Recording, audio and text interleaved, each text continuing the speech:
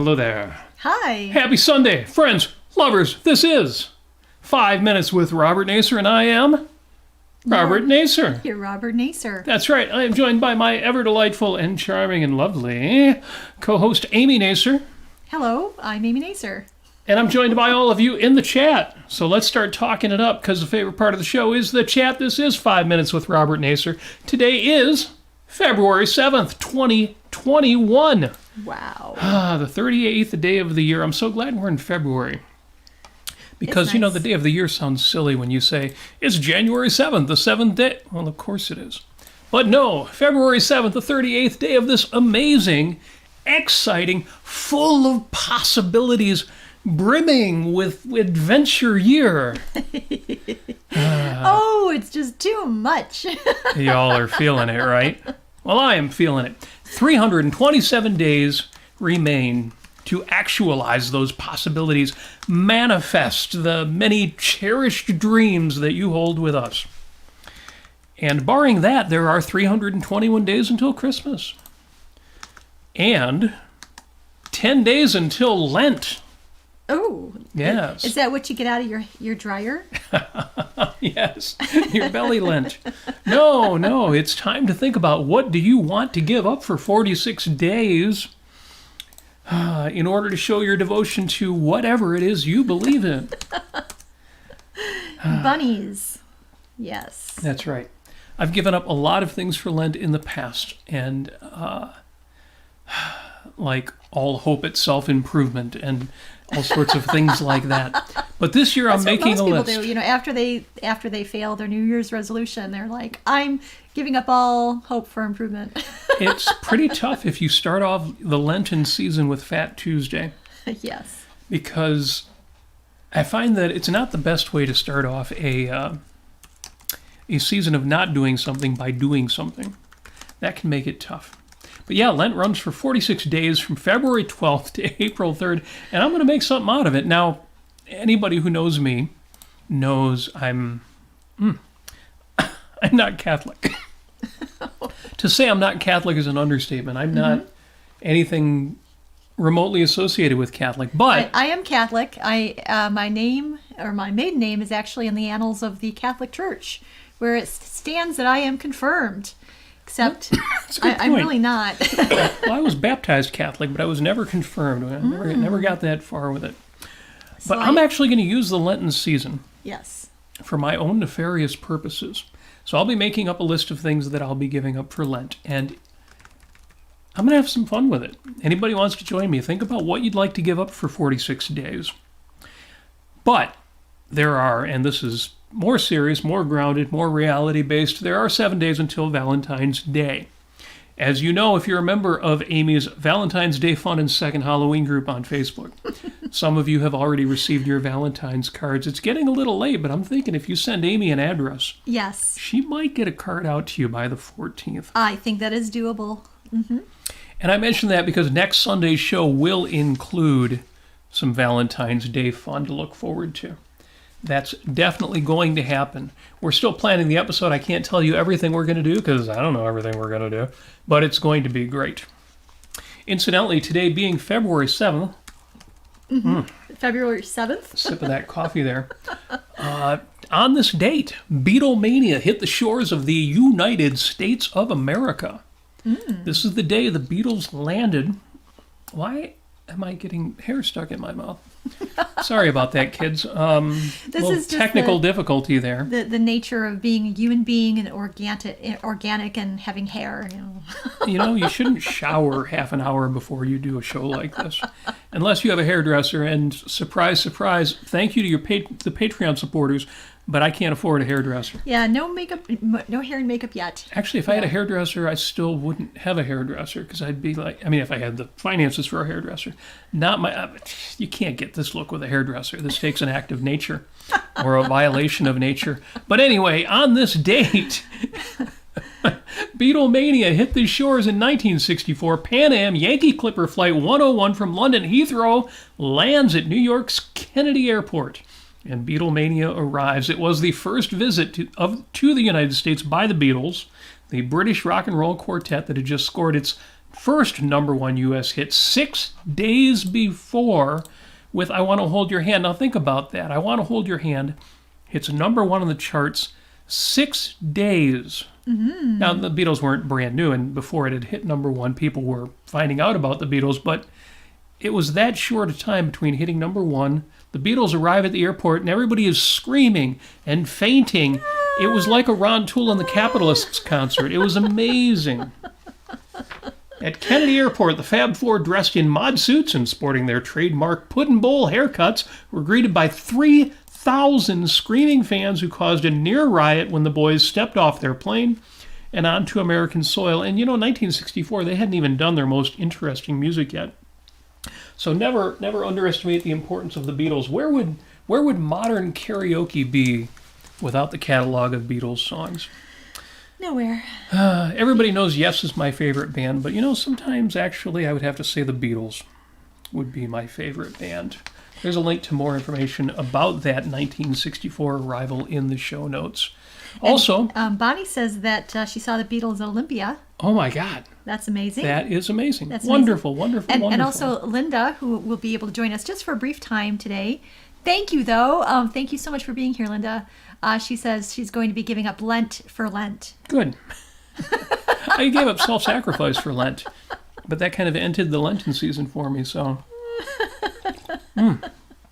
Also, on this date, February 7th, we wish a happy birthday to Laura Ingalls Wilder. Mm-hmm. Born February 7th, 1867, 154 years ago. Famously of the Little House series, including Little House on the Prairie. Yes. Yeah, wonderful. Her daughter, Rose Wilder Lane. Yes. Born in 1886, and, one of the stars in the books, was actually a co-author. She did a lot of the editing and some say some of the writing for her mother. She was largely responsible for getting those books released. Rose Wilder Lane was a journalist, but worked with her mother on that. She was also one of the founders of the American Libertarian Movement and a good friend of Ayn Rand for many years. Mm-hmm. Speaking of libertarians, we also wish a happy birthday to British House of Lords member and 5th Viscount Matthew White Ridley, better known to all of us as Matt Ridley, yes, who turned 62 years old today. Oh. Famously the author of The Rational Optimist, How birthday. Prosperity Evolves. Fantastic. Yes. Happy birthday, Matt Ridley. Matt Ridley, a man of the ages, scientist, humanist, libertarian, and member of the House of Lords, and a British Viscount. So what we're listening to this week, what are we listening to this week? Amy and I have been listening to two different things, yes, which you would think were completely different, but in conversation have just clashed like the Taggart Comet and some other train. Wait, you mean clashed or integrated? Integrated, of course. Integrated. Of course, integrated in the most surprising and delightful of ways. Yes. Like a train wreck. I mean, like a integration. So Amy has been listening to the audiobook version of Dr. Susan Forward's classic Men Who Hate Women and the Women Who Love Them. Yes. Why Loving Hurts and You Don't Know Why. Yes, thank you for the subtitle as well. Amy, why are you listening to...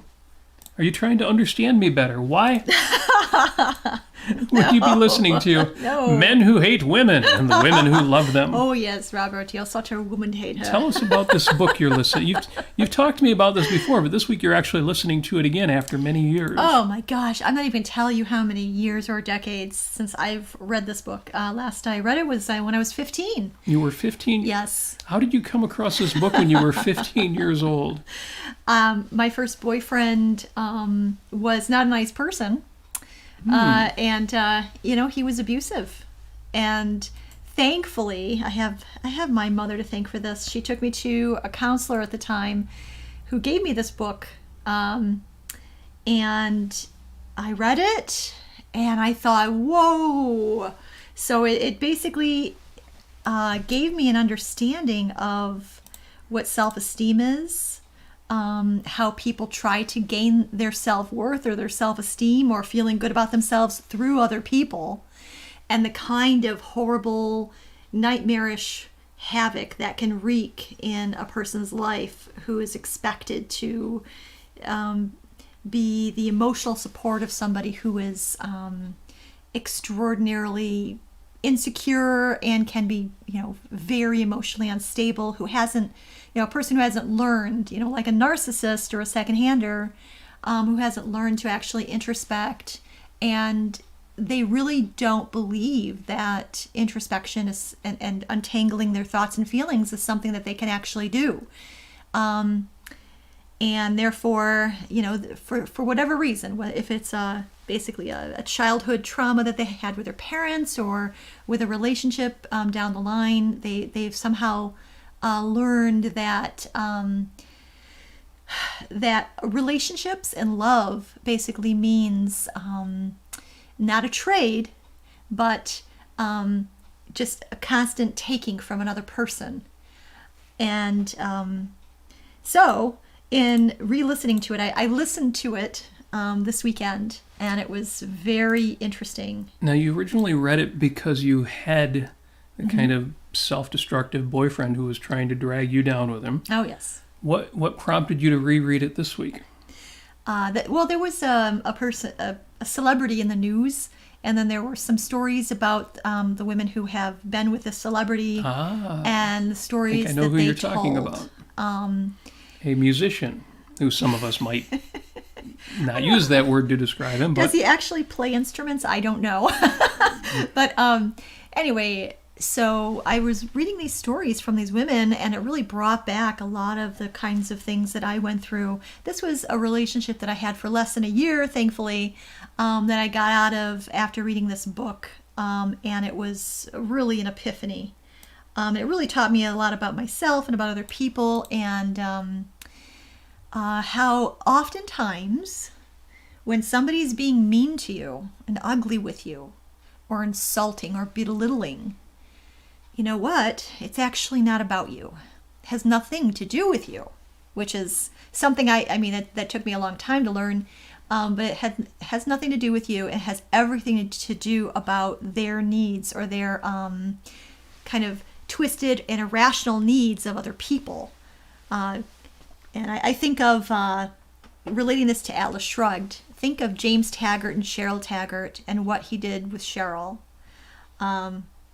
Basically, James Taggart is the kind of person who doesn't introspect. He doesn't even want to know whether or not his thoughts and his feelings can be untangled and understood and resolved. No, he works desperately to avoid that. He says, "Don't bother me, don't bother me, don't bother me." Yes, to himself. To himself, not just the world, but to himself. And so that basically things progress, and she learns who he is finally, and that is a threat to him. That's a threat to his.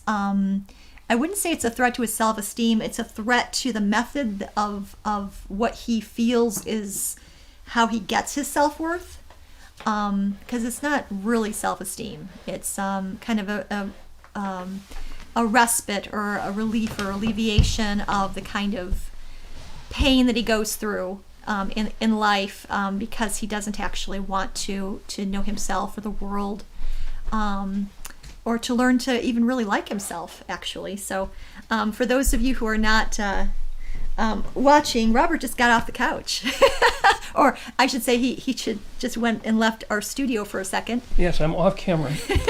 I just realized in relation to what you're talking about, yes, and what I'll be talking about, I wanted to read something from a book that I didn't bring to the couch area. Oh, well, thank you for getting it. I'm sure it's going to be really, really good. But yes, but go on. To wrap this up here, basically, is so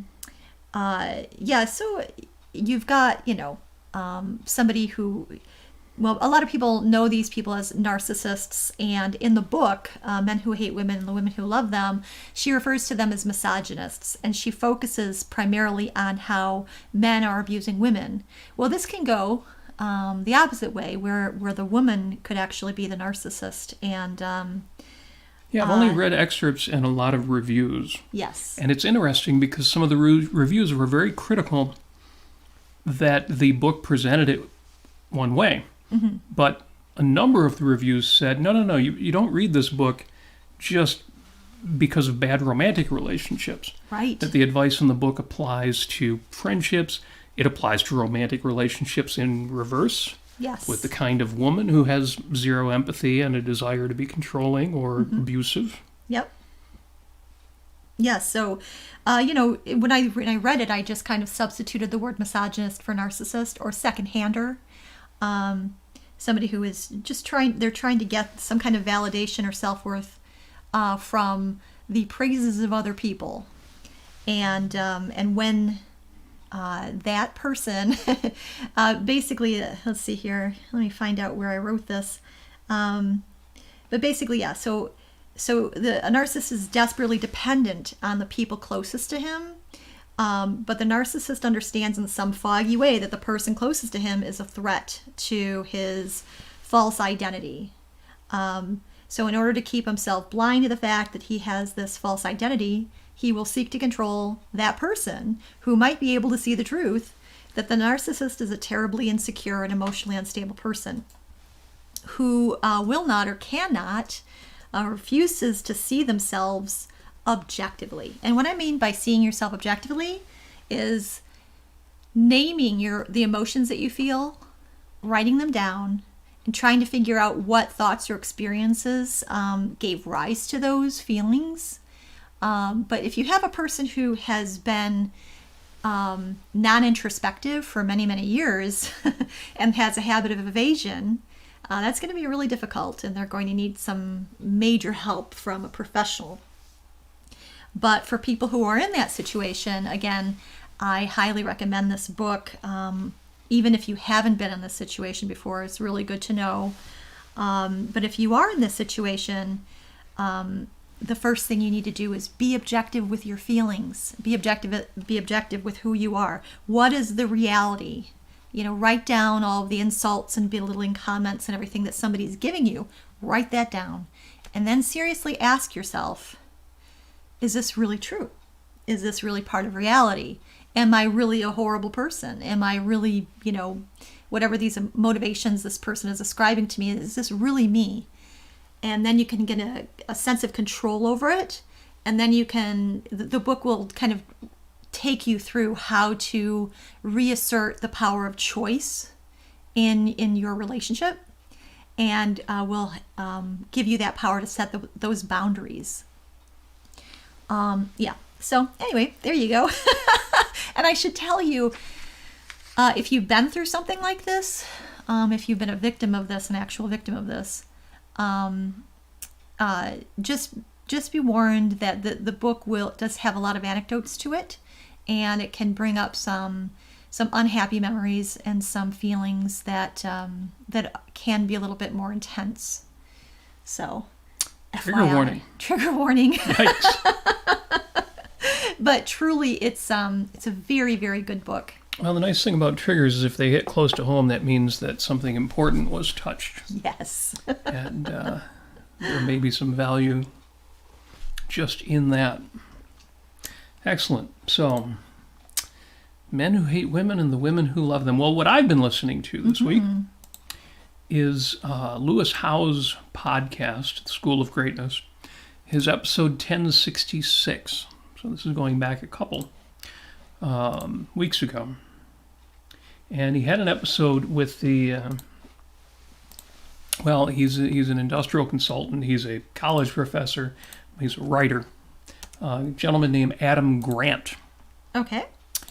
And the episode is entitled Positively Influence Others, Increase Mental Flexibility, and Diversify Your Identity. That's a lot to do. That didn't sound at all like anything I would want to do. Positively influence others, okay, but that sounds a little woo. Okay. Increase mental flexibility. All right, that's... Could be a good thing, depending on what that means. Right. Could be a disaster, He had a wide open mind. Things fell through it, through the ears of that person. You don't want a mind so wide open that your brain falls out. And diversify your identity. Well, that sounds positively scandalous. A is A, and...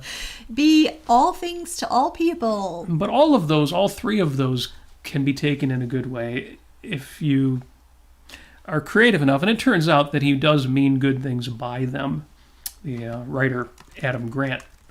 And so it was worth listening to, and I'd actually recommend this episode. Link is in the show notes. What really threw me initially were some of the quotes from the book, his new book. Now, I forgot the name of the new book. Where are we at here? Let me bring that up. You know, you would think that that would be one of the first things if you go to their page, which I have in front of me. I think it's called Think Again. Okay. And, you know, the whole premise is to, again, to expand your thinking. When I first started listening to the episode, here's the line that caught me. So you'll see why I think this was interesting and why I think it would be worth it for you to listen. Lewis Howes, the host, said, "It almost seems like at this point in our culture, if you're not 100% thinking all of my beliefs, then I'm unfriending you, unfollowing you, I'm not supporting you, we're not family anymore. If one ideal is off, one value is off, one idea is off, now should we be outcasting the people in our lives if we see them like something that we don't like, or comment about something that we don't fully agree with? And should we only be connecting with people that have 100% of the views we have?" Well, you know what I'd say. What would you say? I would say... That one seems kind of, it almost seems like not a straw man. What's the word for something you set up and make it easy to knock down? Low-hanging fruit? Low-hanging fruit. It almost seems too obvious. Yeah. It's like a setup question, softball. But it's a good point because it's surprising how many people do just that and separate themselves from everybody who doesn't agree with everything that they believe. So that caught my attention. Yeah. And Adam Grant, the guest, told a story that related to this. He, because he's a college professor, he's an advisor to his students. And he had one of his students come to him and ask about her future career. Should she go to graduate school, or should she go out into the profession? And what Grant caught himself doing, but only after he was already doing it, he wasn't speaking as an advisor or a consultant. He went into what he calls prosecutor mode. And he said, well, it's like a prosecutor or a preacher, in that he intuitively felt he needed to challenge her thinking and pressure test her ideas. Wow. So he starts raising every conceivable objection to everything that she put out there. And it was funny. He tells this story about how after 30 minutes of talking to her, she said, "You're a logic bully." Yes. Well, now, he might be. It was funny because I sort of recognized it, and at the same time, as an advocate of reason, an advocate of logic, your hackles get raised. If somebody says to you, "You're a logic bully." Well, that kind of implies that if you are a reasonable, logical person, then there's some sort of negative or devious sort of motivation you have against other people. Well, it also seemed like an insult to the person who would say that. I don't care about logic. Yes, that's true. That's true. But what she said after that was, well, I don't agree, but I don't feel I can fight back. And that was interesting to me because I've talked about how I grew up around some high IQ type people. But also I was the youngest of a family of 4 children. So when you're the youngest in a family of 4, we all know the young child syndrome and the issues that come with that. And, of course, the advantages. It made me the success that I am today. But you're always the stupidest person in the house. And when you're young, a year or two of difference in age, much less 3 or 4 years, makes all the difference in the world. It's amazing what you don't know. Right. You think if you can remember when you were, say, in middle school, how much smarter, how much more able, how much more sophisticated, how much cooler the high school kids were. So I know that feeling of I don't agree, but I don't feel I can fight back. Right. You've got logic on your side. It wasn't logic per se, but it was, intelligence and knowledge. But those kinds of conversations are so not fun to have. No. And you really, if you're just constantly testing somebody constantly and saying, your ideas are wrong because of this, that, and the other thing, there's no joy in having that conversation with anybody because, what incentive are you giving the person who is losing, quote unquote, losing the argument, to keep going on with you, to keep talking with you? Mm-hmm. It's something that a few high IQ types recognize, but a surprising number of them don't. It's amazing how high IQ people are often lacking in self-awareness in similar to the manner you just suggested. Yes. What they don't realize is that you can outsmart yourself. You can put together the most compelling argument for something that's not actually true. You can use your own smarts against yourself. You can come up with excuses for whatever the behavior or the thinking is. You can use your fast CPU to make yourself believe that reality isn't real. Yes. Or this fantasy is real. So, a high IQ is great for an honest person, but if you're not being honest with yourself, how you can use that against you. So, you're a logic bully. Well, all praise to anybody who uses logic, but the point is logic used out of context. Right. In this case, for example, not taking into account the student's particular situation and hierarchy of values. Sure. In other words, doing that in a over-abstract way, in an intrinsicist way. Right. And then the really, really smart person has to ask themselves, well, why am I doing this? Yeah. Why? So somebody who is less smart than me can tell me how smart I am? So Grant applies this to all of his management consulting. He applies it to his work at the college.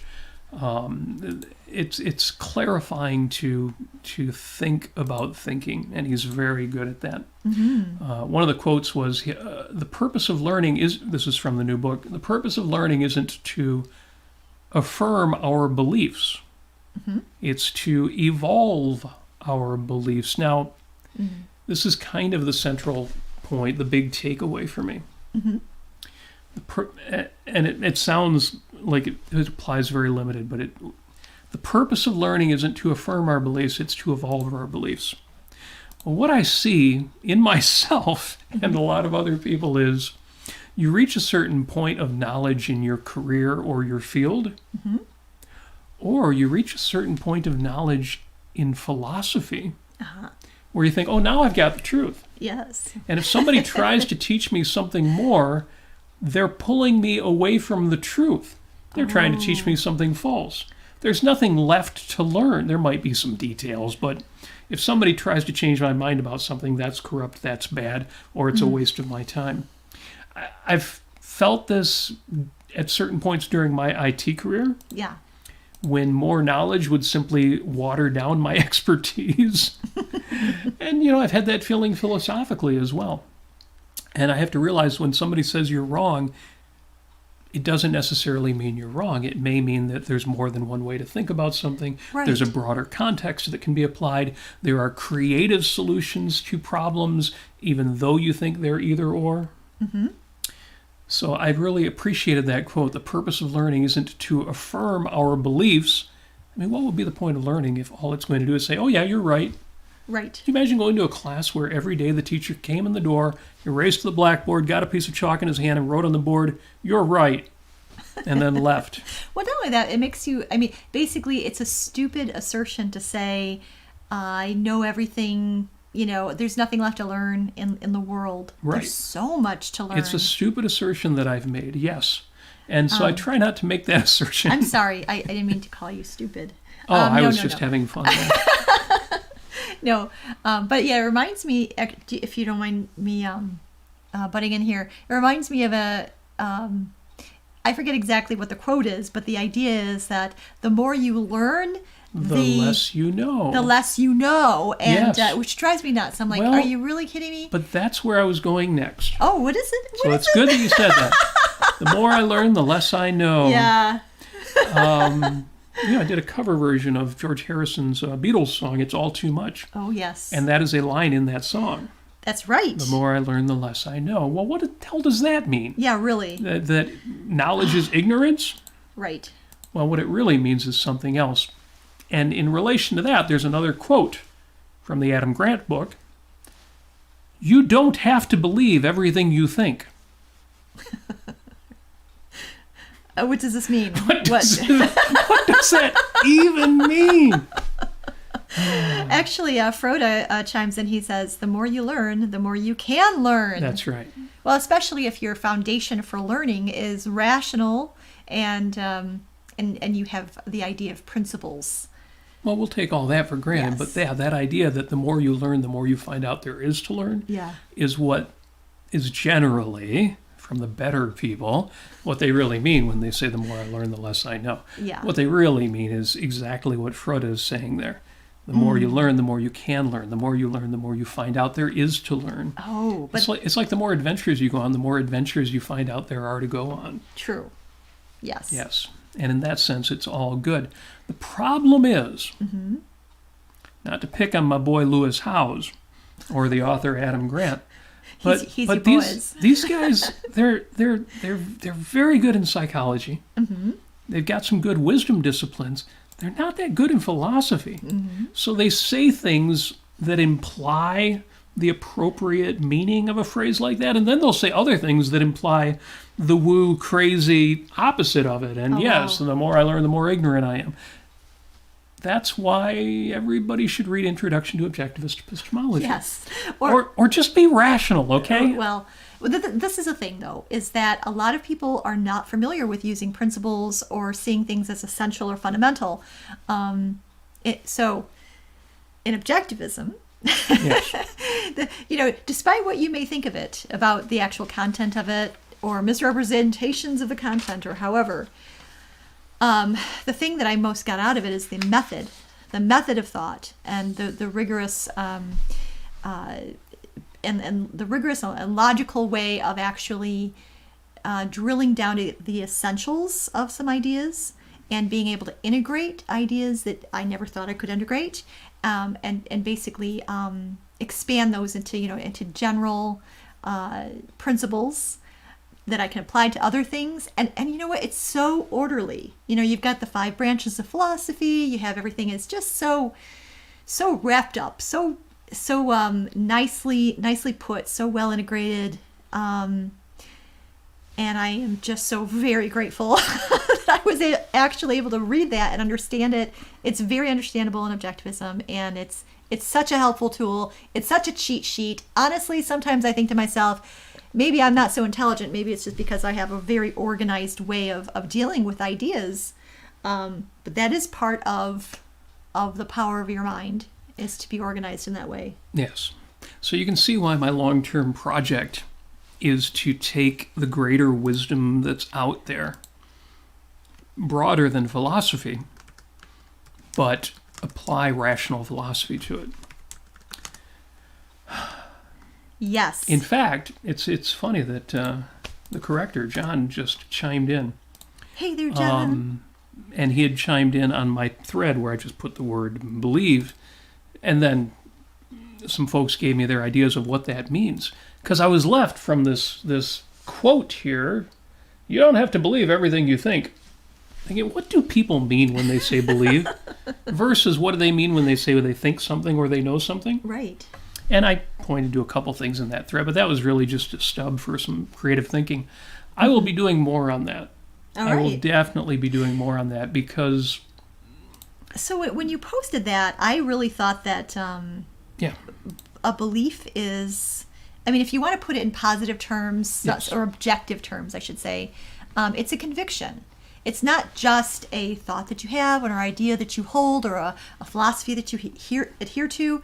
It's something that you've lived. It's something that is, for lack of a better phrase, it's in your bones.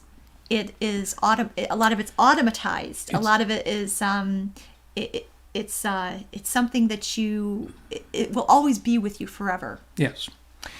And in general, what I apply to this kind of topic is my usual approach This came up when people said, is Objectivism a closed or an open philosophy?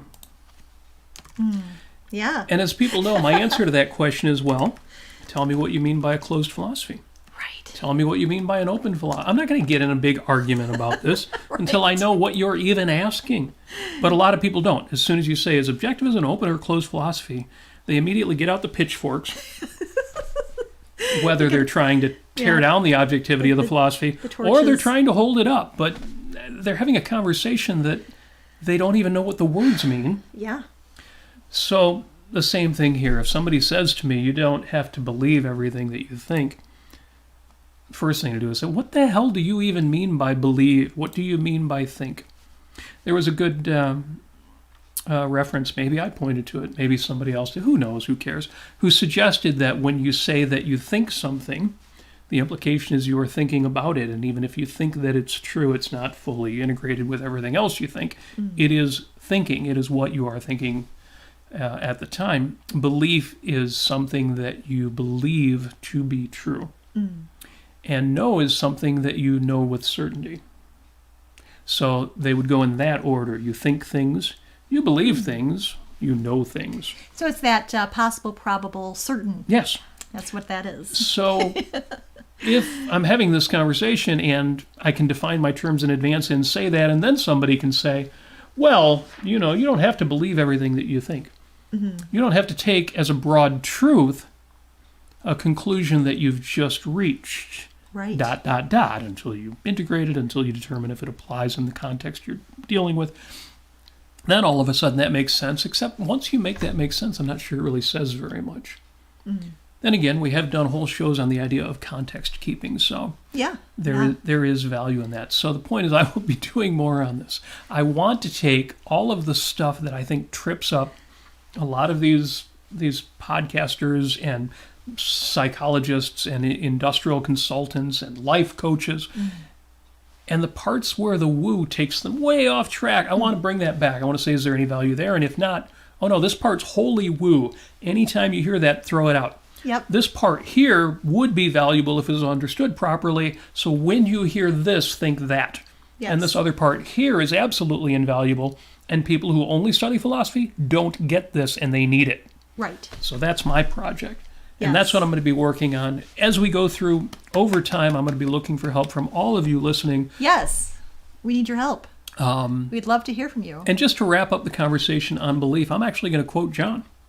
Because he posted, I think it was today, just before, not that long before the show, he said, the primary definition of belief is, quote, accept something as true, feel sure of the truth of, unquote. The definition is quite agnostic regarding the epistemic standard of one's acceptance of a claim. So some belief is well-founded, some other belief is downright stupid, or just credulous.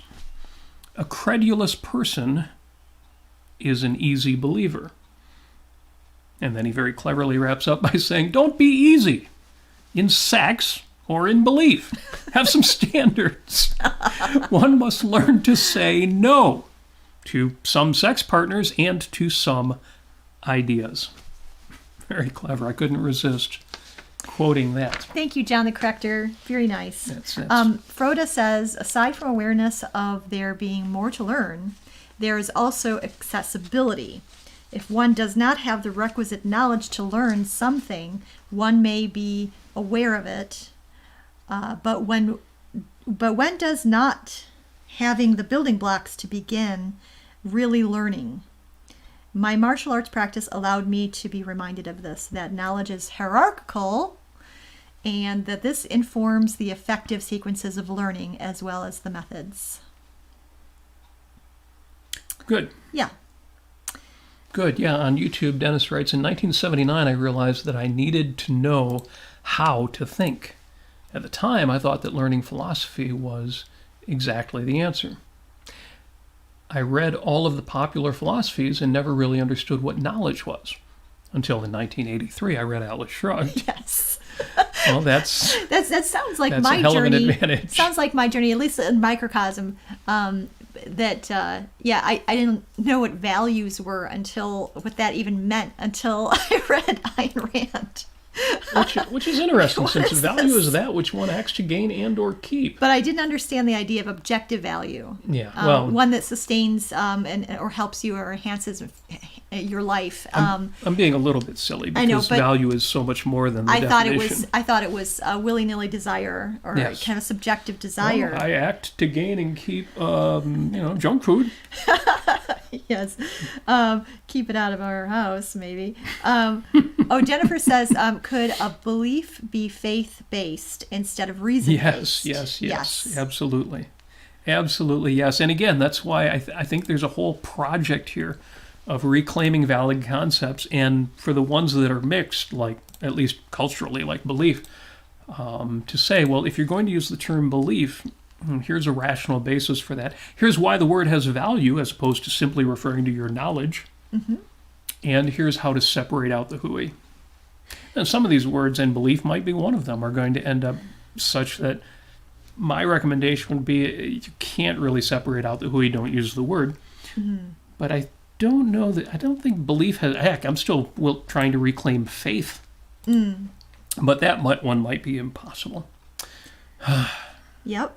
Can I integrate a little bit? Yes, please. I'm gonna riff on this. Some improvisation. So haven't we been in improv all along? This is all folks, improv. This is what my notes look like, folks. So believe me, I haven't been reading direct. So going back to the narcissism and misogyny and all of that, and men who hate women and women who love them. You've got a lot of examples and anecdotes and stories in that book where you've got, the man who would say, why don't you believe me? To believe me is to love me. Don't you love me? Why don't you love me? And where people actually use these concepps of, you should believe, you should have faith in me. Why don't you have faith in me? Why don't you believe? You don't believe in me. Yeah. In Atlas Shrugged, Ayn Rand referred to that as the great unfastidious love. Oh, so grody. And so that's why it's so important to be objective about your feelings and your thoughts. And even if you are, if you're like Rudyard Kipling in the poem If, and you're getting all kinds of contradictory information from all sides and all sorts of insults and backhanded, things, and people are all against you. You need to be objective with what they say. You need to have a sense of who you are, what's real, what is actually in reality and what isn't. Because you can find that there are people out there who will try to sell you a bill of goods and try to sell you on an unreality or a fantasy or something that they need in a rational way that can be very abusive to you. So when I talk about philosophy, when I talk about psychology, especially philosophy, this is it hits home for me. Mm-hmm. This is the kind of thing that when you hear stories of physical abuse or just people hurting each other in general. There are all these concepts that are extremely helpful to sort these out. And the main concept for me is that reality is objective, reality is knowable, and you can figure things out, even if somebody's telling you otherwise. Yes. Incidentally, and I'm glad you brought that up, because I should make sure I say this. What's the solution to the, whether it's narcissistic personality disorder or just the general a-hole? What is the answer to that? Yeah. Well, going back to Adam Grant, the guest on the Lewis House show. Yeah. He also has a couple of TED Talks. Okay. That are good. And there are links to those TED Talks in the show notes. They'll be posted within 10 minutes after the show. The first one, and I watched both of these, they're TED Talks, so they're only 15 minutes. The first one is The Surprising Habits of Original Thinkers. So he talks, for example, about how many original thinkers and real producers of new ideas are procrastinators. But they're mid-level procrastinators. It's interesting that he saw more success from people who were mid-level procrastinators than either the people who would jump in and start working on a project right away without more thinking and ruminating and letting some time pass, or the last-minute procrastinators who did everything at the very last minute. Success came from the mid-level procrastinators. And he talks about a few things we've talked about, the idea of fresh eyes and tunnel vision and fear of the chances not taken. Yes. You regret the things you didn't do in life far more than any of the things you actually did. FOMO. Yeah, FOMO. That's right. But the other TED Talk that he gave was, are you a giver or a taker? And he talks about people who have this giving mindset, who don't even feel comfortable unless they're giving more than they receive. And he also talked about the taker mindset, which is also out there. And he reached an interesting conclusion that the most effective people in business were those who were both. And so when you were talking to me about, well, what's going on with the men who hate women and the women who love them, right, or vice versa, switch the genders if you like. Yeah. I realized that kind of related to this idea of, well, you want the mid-level giver and taker. Because it's not the mid-level, it's not a wishy-washy, it's not a kind of some of this, some of that. What it really is the trader. The trader, yes. Trader, with a D. Yeah, Trader, as in trade. All the objectivists are out there are like, you don't have to spell it for me. You know what a trader is. So it's not a question of, are you someone who sacrifices? And it's not a question of, are you someone who takes sacrifices? Right. It's not a question of, are you a giver or are you a taker? It's a question of, are you a trader? Yes. When I've talked about justice, I said, do you give as good as you got? Yeah. Yep. And that's the answer both to some of the interesting challenges that Adam Grant raises and some of the interesting challenges that Dr. Susan Forward raises. And that would be sort of my takeaway, is something you already knew, which is there is virtue in being just. There is virtue in being a trader. Yes. Well, we've got a couple of comments here. Let's see here. We've got... Caden joined in? Yeah, he did. And he says, let's see here. Actually, let's see here. I just make sure that I've got this right. Caden? Yeah. Believe. The word believe also has the connotation of, quote, hold dear or valuable or satisfactory to love, unquote. The connotation split etymologically. Yeah, it actually goes back to where the word comes from, because, Liebe is love in Germany. So, and then he says, the reason why, quote, believers use the word belief all the time is because non-believers are supposed to be stoic and rationalistic and not appreciate the spiritual aspect of truth. Wow, well, that's non-believers in Jennifer's sense of religious belief. Yes, yeah, very mind-body split there. That's right. If you don't believe in what I believe in, you must be a cold, heartless, stoic, boring... Yes, there's a dichotomy between mind and heart, and the two shall not meet. That kind of thing, which we do not believe. There's an integration. So Caden says, quoted from this, I believe this is from Greg Salmieri.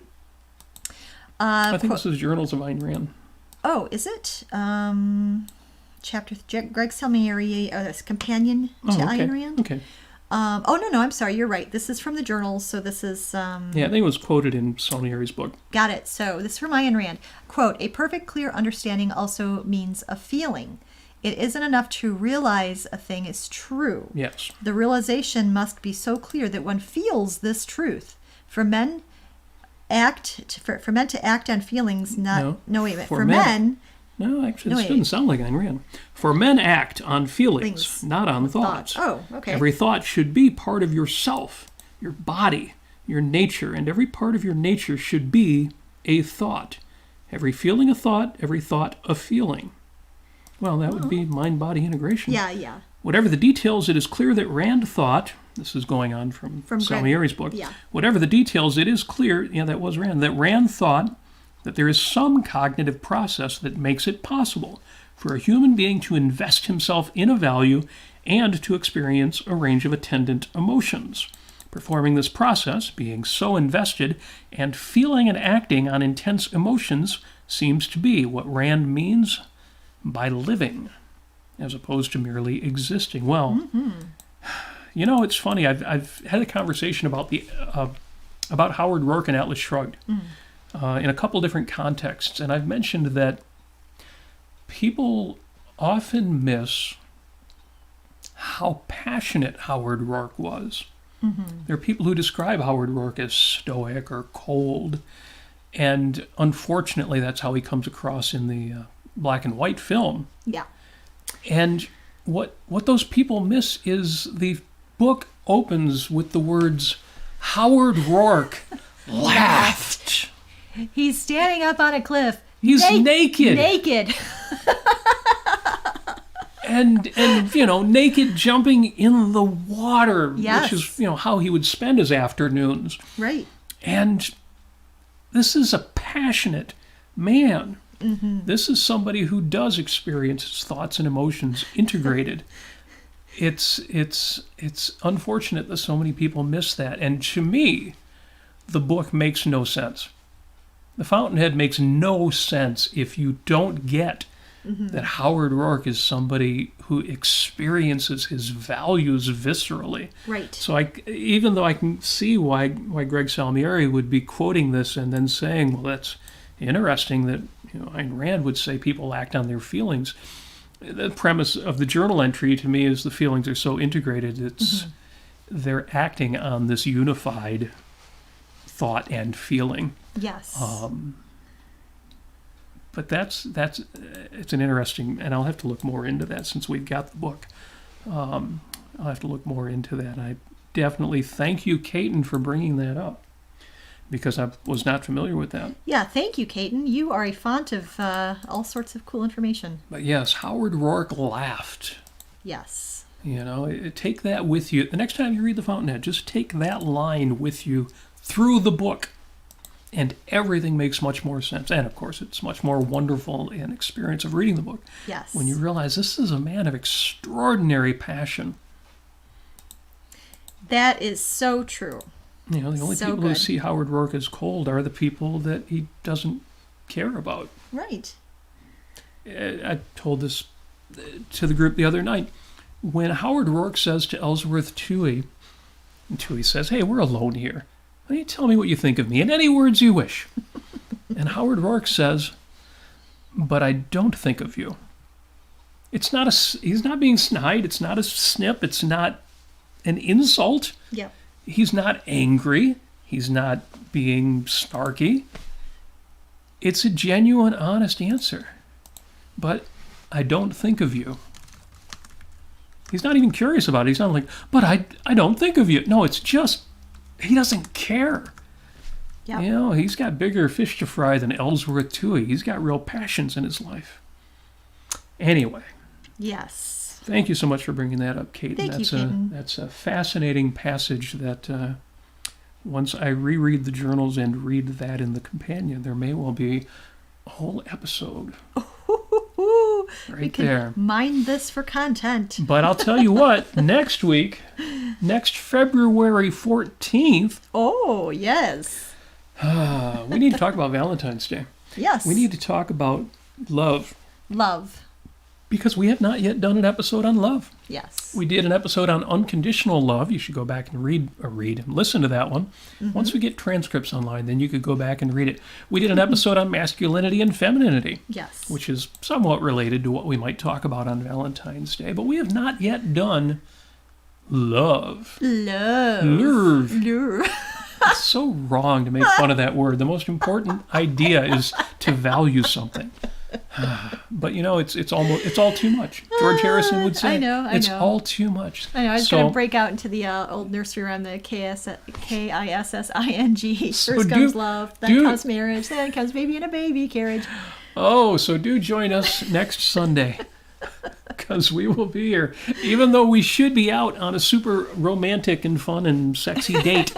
Lucky for you, we're still living in a pandemic. We will be here. We'd be here anyway.